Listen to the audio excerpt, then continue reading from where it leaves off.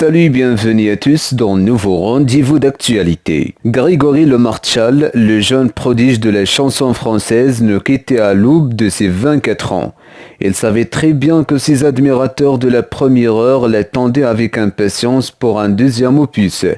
Il était impatient pour relever ce défi. Mais la maladie de l'ancien compagnon de Karim Ferry a en effet été plus forte que ses souhaits. 2 ans après avoir remporté la victoire de la saison 4 de la Star Academy, le jeune prodige de la chanson atterrit sa révérence. Nous étions le 30 avril 2007, il rendit son dernier souffle à l'hôpital. C'est un monde qui se fondrait alors pour les fans et les proches de Grégory Le Marchal.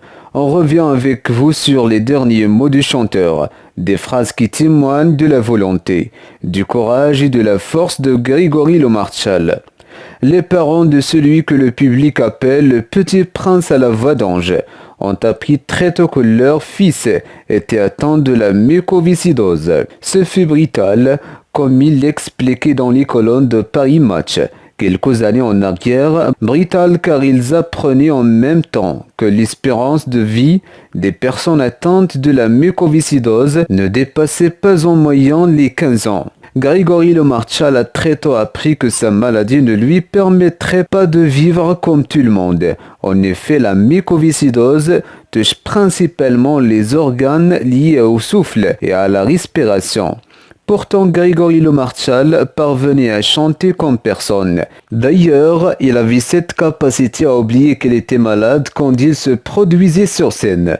Par exemple, il avait été interrogé par les médias à propos de sa victoire dans la Star Academy. Selon lui, s'il avait réussi à gagner avec 80% des voix du public, c'était parce qu'il a tout donné sans rien garder sur la pédale, disait-il sur Europe 1. Après sa victoire, Grégory Le Marchal sort un premier album. Cela cartonne pour lui. Il devient même ami avec Hélène Ségara, l'une de ses idoles, et il rencontre l'amour en la personne de Karim Ferry. Il ne manquait donc plus que la maladie décide de le laisser en paix pour qu'il soit comblé. Mais ses fans, savant qu'un sort différent l'attendait. En février 2007, Grégory Le Marchal décide de faire une pause médiatique quelque temps, conscient qu'il risque d'affoler ses fans. Il précise que ce n'est pas à cause de la mucoviscidose, mais parce qu'il travaille sur son deuxième album. Au mois de mars, il enregistre plusieurs titres et il dédie même l'un d'eux à Karim Ferry. À la fin du mois, le 30 mars, il retrouve Hélène Ségara pour faire la première partie de la première date du tournée de la Star. Un réel bonheur pour lui.